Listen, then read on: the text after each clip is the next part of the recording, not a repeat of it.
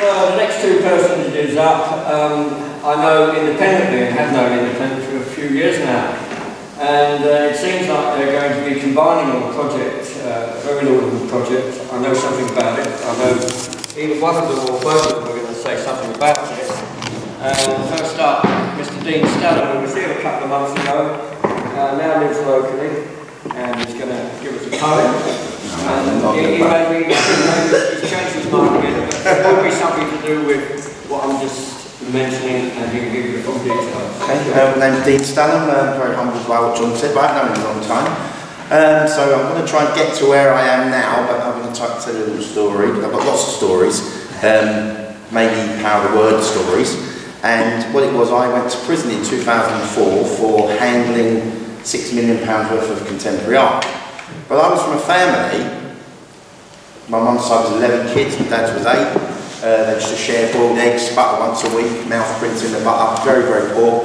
And they were a family that didn't trust art, didn't put food on the table, didn't pay the bills, wasn't to be trusted. So I grew up with no real conception of art. I think that was spoon-fed to the working classes by people who wanted to keep it elite.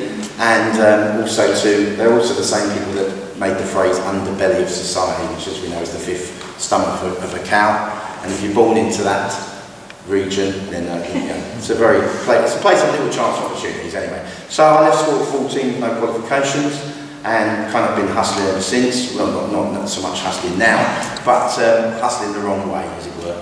And in 2000, my former wife died, and aged 35, and I went to the Spiritualist Centre of Great Britain at 33 Belgrave Square to try and make contact with her, because she's always said she had a very dark secret that she would said she would always share and tell me, probably on her deathbed. And she died before she managed to tell me, so I thought I might as well try that out. So it's a good place. So I went there, and I think I made kind of contact with her, but I came out of there, and 31 Belgrave Square had all hoardings up on it and scaffolding and everything. And I was an antique dealer at the time, architecture antique, not art. And I dealt with fireplaces and columns and all sorts of heavy stuff. And I looked through the letterbox and saw this fireplace in the doorway, so I knocked on the door, and a guy came to the door, and I said, are you selling anything from the house? He said, we're actually looking for someone to buy all of the architectural salvage in the house. I gave him a card. My shop was called Quasimodo. Gave him a card, and he made a phone call, and he said, right, I can sell everything in the house. So I looked at the fireplace, and I said, give you £3 grand for it. Made cool. Yeah, okay, good. Saw this rug, about 30 foot long. It's called a nushmak, Turkish rug. And he said, oh, we were just about to skip that rug. And a nushmak with green in it is like worth a lot of money. It had lovely green leaves on it and everything. So I said, oh, I'll give you 100 quid for it. I said, yeah, so I rolled it up. And as I was rolling it up, I looked at this room, and I saw a load of pictures covered in bubble wrap against the wall. So I leant in, lifted one back, put it back, and said, what do you want for the art? And he literally turned around and said, what, those cartoons? And I said, yeah. He said, well, what's your offer? And I said, well, I don't know much about art, I don't know nothing about art, but I'll give you 100 quid each for it. So he said, you made the phone call. He went, oh, the cartoon pictures in the living room, 300 quid. Yeah, okay, we'll have them. Anyway, when I got home, I had 4 Warhols, 33 Dalis, 13 Chagalls, Cindy Sherman, and a set of photographs from Dali's villa. And I didn't know nothing about art. Didn't know nothing about it. I took a chance on it. And anyway, so I had it hanging in my house for a whole year. I had a Superman, Red Lenin, Chairman Mao, and Marilyn. And all my mates would come around and go, they look real. I go, no, I think they're fakes. Can't say. They look good. And I had 13 Chagalls up the stairs, famous to the Fontaine up the stairs. And so after about a year, I was checking all the Trace magazine to see if anything was coming up, but nothing came up. So then I went to sell them. And I sold the Lenin, I sold the Chairman Mao first, then I sold the Chagall. And when it came to the Marilyn, I was selling them in Haymarket at Simsbury Gallery.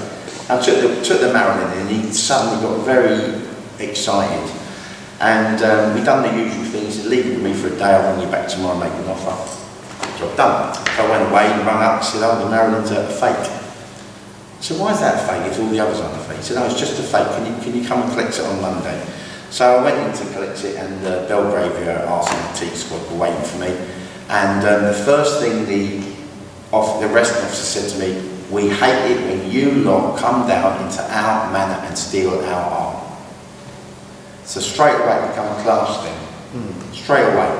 And I said, I'm a bona fide antique dealer, there's my card, I bought this straight, you know, I've had a deal of a lifetime, but still, you know, why is it like that? So it took them a year to arrest the builder for stealing it, so therefore I was receiving it.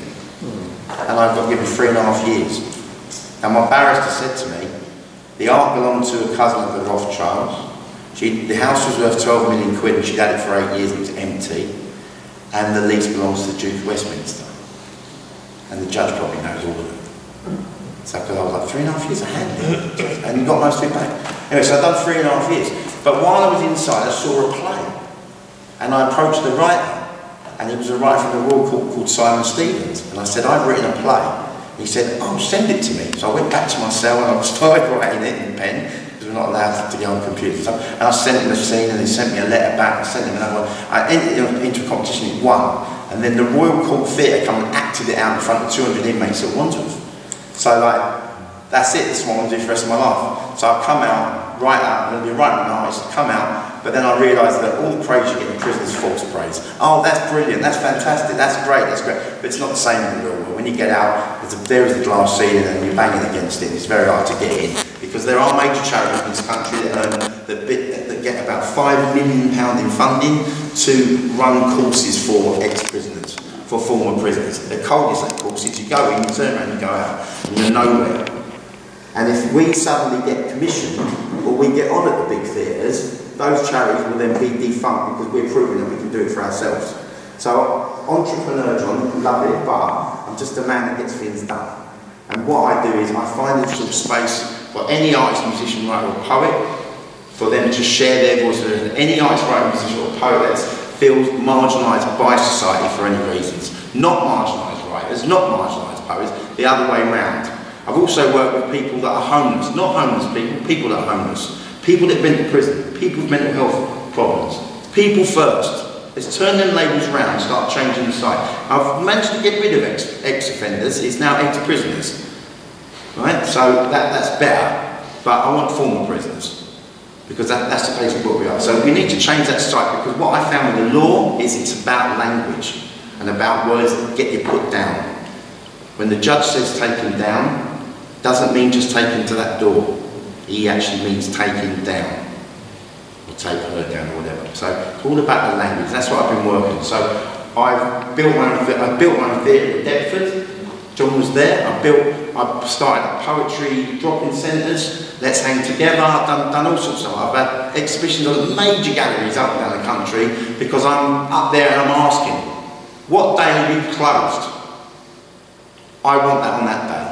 I'll fill it with people, I'll fill it with art, all from diverse, adverse backgrounds, and let's get it out there and show that we have got art in our lives, because that's all we say is let art into your life will be a better place.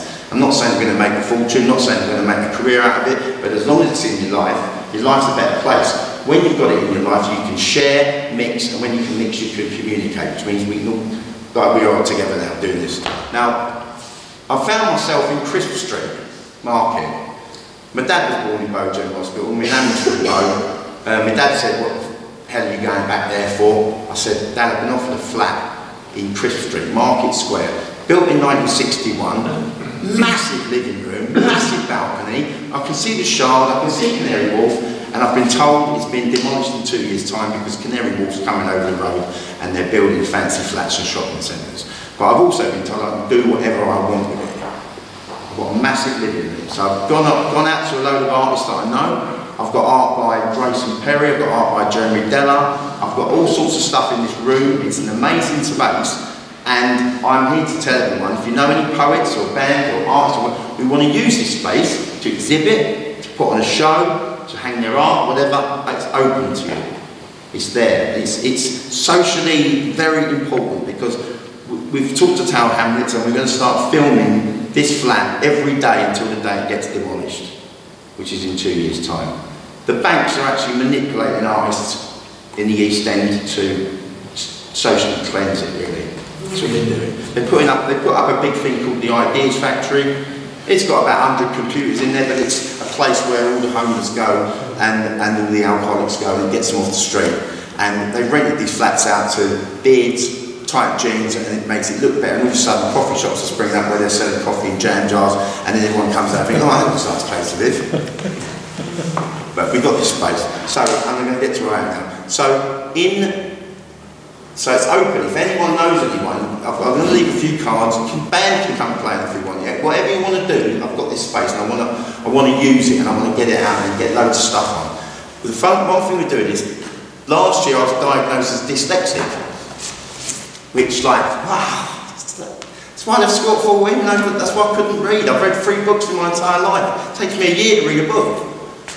Dyslexic. So through that, I've met lots of other people.